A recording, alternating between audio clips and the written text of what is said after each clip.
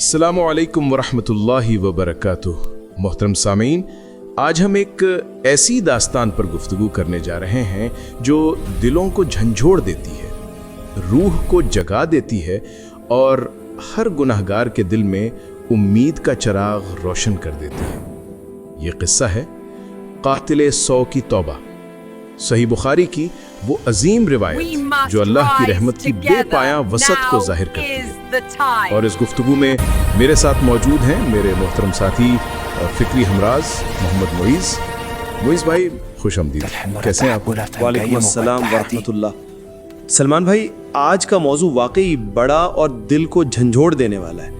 ये किस्सा हमें बताता है कि अल्लाह की रहमत का दर कभी बंद नहीं होता, चाहे बंदा कितने ही बड़े गुनाह क्यों ना कर बैठे। 100 कत्ल करने वाले इंसान को अगर अल्लाह माफ कर सकता है तो फिर हम सब के लिए कितनी उम्मीद बाकी है। एक ऐसा इंसान जिसके हाथों से 100 जानें जाया हो चुकी थी। एक बस्ती में एक सख्त दिल, जज्बाती और गुनाहों में डूबा हुआ शख्स रहता था। दिल में तारीकी थी, ज़मीर मुर्दा हो चुका था। वो कत्ल पर कत्ल करता चला गया, हत्ता कि 99 इंसानों का खून उसके हाथों से बह चुका था। दुनिया की जिंदगी उसके नजदीक बेवक्त हो गई थी। लेकिन एक दिन उसके दिल के अंधेरे में रोशनी की एक बारीक किरण दाखिल हुई, तौबा की ख्वाहिश। उसने सोचा, क्या मेरे लिए अभी कोई रास्ता बचा है या मैं हमेशा के लिए बर्बाद हो चुका हूं? दिल के किसी कोने से आवाज आई, अल्लाह का दरवाजा हमेशा खुला है, क्या मुझे माफी मिल सकती है? वो लोगों के पास गया और पूछा, मुझे किसी ऐसे शख्स के बारे में बताओ जो मुझे बता सके कि क्या अल्लाह मुझे माफ करेगा। लोगों ने उसे एक इबादत गुजार राहिब के पास भेज दिया। वो इबादत गुजार तो था मगर इल्म से खाली। उसने सवाल पूछा, मैं 99 कत्ल कर चुका हूं, क्या मेरे लिए तौबा का कोई रास्ता है? राहिब ने बगैर समझ के कह दिया, नहीं, तेरे लिए कोई माफी नहीं। यह सुनना था कि उस शख्स का गुस्सा भड़क उठा और उसने राहिब को भी कत्ल कर दिया। यूं कत्ल की तादाद 100 मुकम्मल हो गई।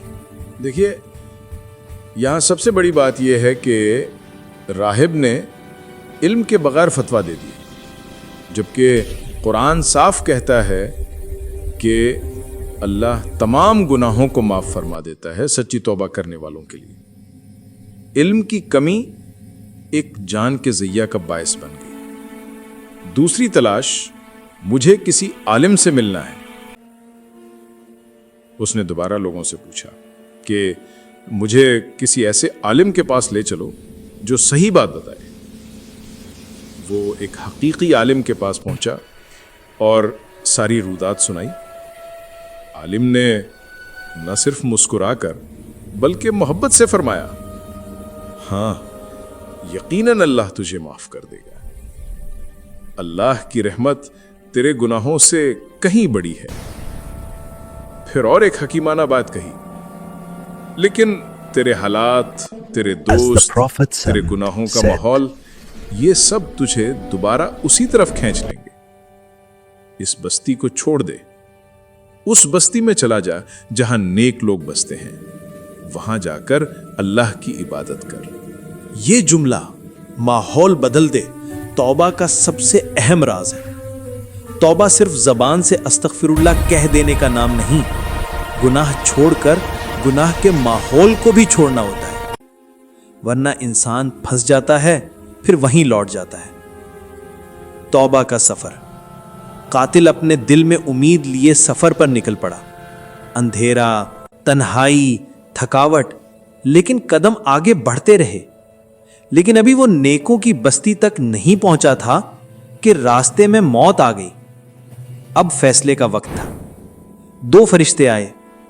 रहमत का फरिश्ता, इसने तौबा के लिए कदम उठाया था। अजाब का फरिश्ता, लेकिन अभी अमल तो नहीं किया। अल्लाह ने हुक्म फरमाया, दोनों बस्तियों का फासला नापो, जिसके करीब होगा اس کا فیصلہ وہیں کا ہوگا۔ فاصلہ ناپا گیا، وہ نیکوں کی بستی کے زیادہ قریب تھا۔